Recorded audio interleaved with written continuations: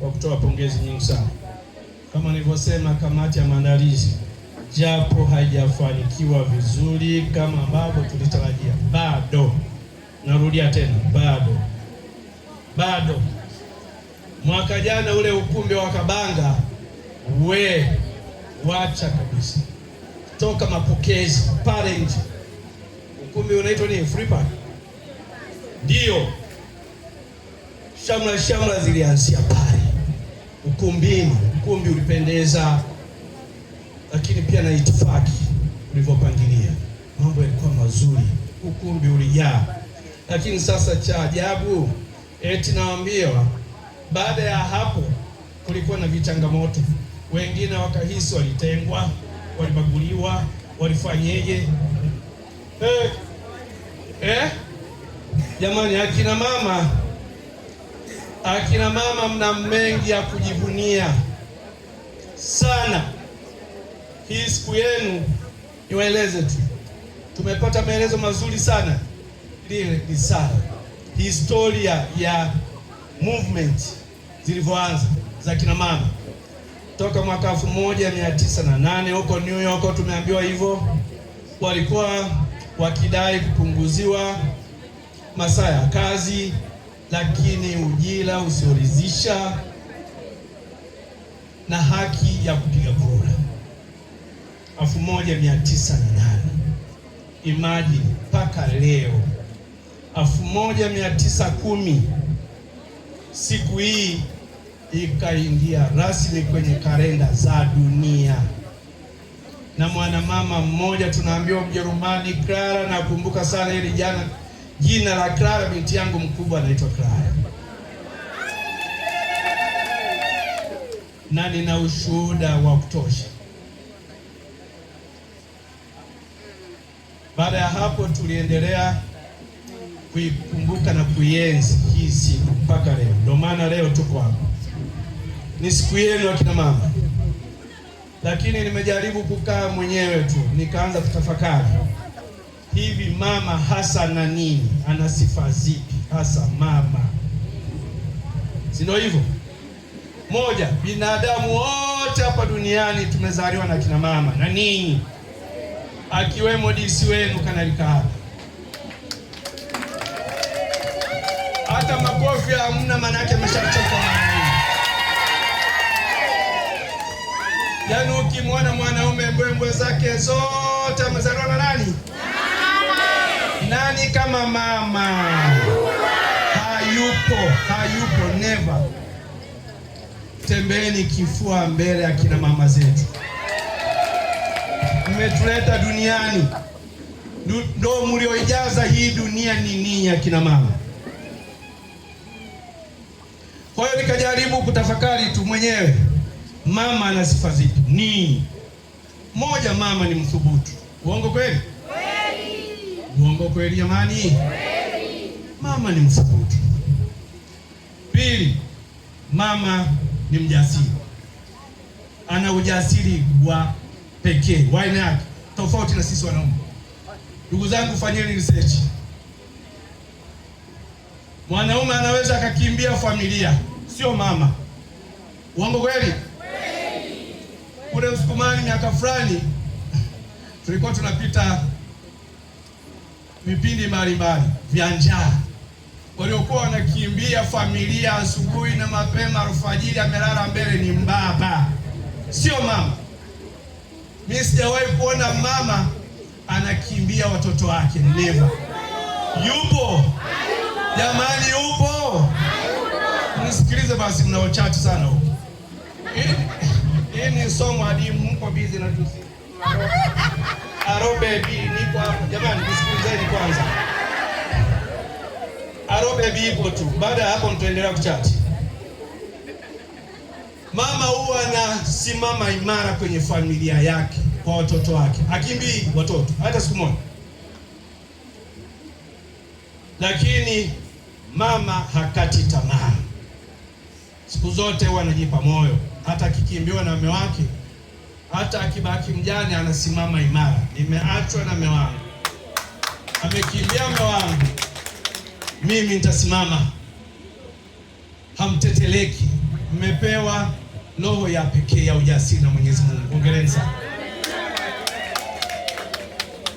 Lakini mnajali sana. Sisi familia yetu tulizaliwa 12 na tuko 12 mpaka leo. Tuko Warangi. Kuna kipindi baba alikuwa anasafiri masafa marefu kwenda kutafuta chakula. Tukitarajia ataondoka leo, tunafikiria atakuja kesho, inashindikana. Anamaliza wiki mbili, wiki tatu hajarudi. Yuko kuhangaika. Mama yuko tayari kuchemsha mawe akiwaaminisha chakula kipo. Uongo kweli? Ndio. Anawajenga kisaikolojia, wanangu mtakula, msijali, baba atarudi, chakula kipo, amefanyeje, vitu kama hivyo.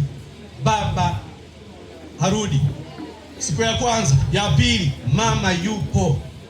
Ataenda atatafuta mboga. Dada yangu, mwalimu, unajua kwetu kule zile mboga za kienyeji zile. Anaenda anahangaika, anapika, inatoka siku nzima. Akirudi mtafurahi, baba karudi, lakini mama alikuwa na ninyi bega kwa bega. Nani kama mama? Lakini mna upendo wa hali ya juu sana. Baba yetu mzazi alifariki miaka zaidi ya 30 iliyopita. Akatuacha 12. Wengi tuko shule. Mama alipambana peke yake kabisa, peke yake. Mama yetu ni mjane miaka zaidi ya 30 na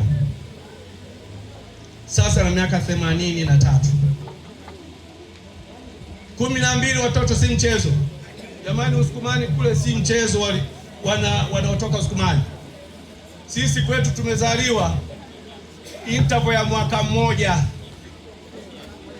Huyu mwaka 70 anapita 72 mwingine mtoto. Mwingine hivyo 12.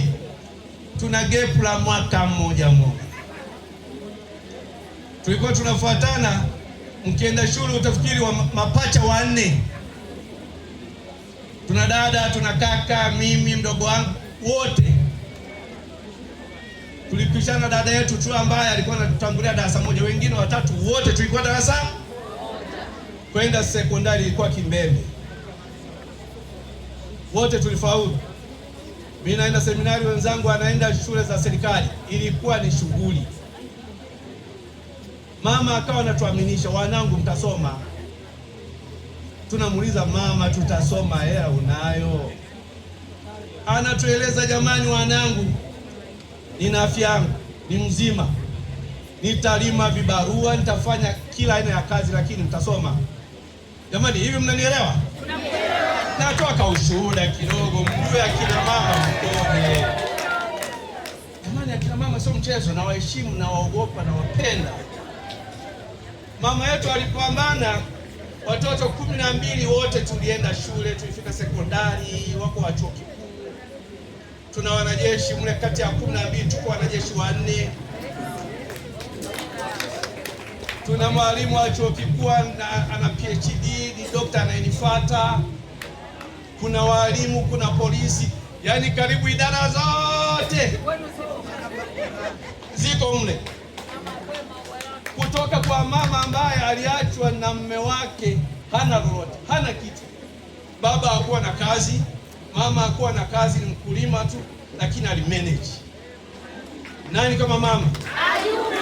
Ndio maana nikataja hizi sifa, mna uthubutu, mnaweza, mjasiri kabisa. Kwa hiyo akina mama, hii ni siku yenu.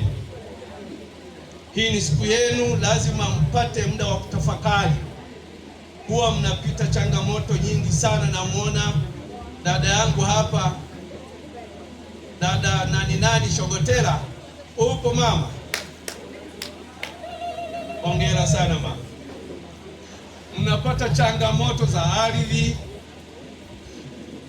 Wanafamilia wajanja wengine wa kiume wanasema nyinyi wa kike mtapata huko kwa waume zenu mlipoolewa. Sio sawa. Sio sawa.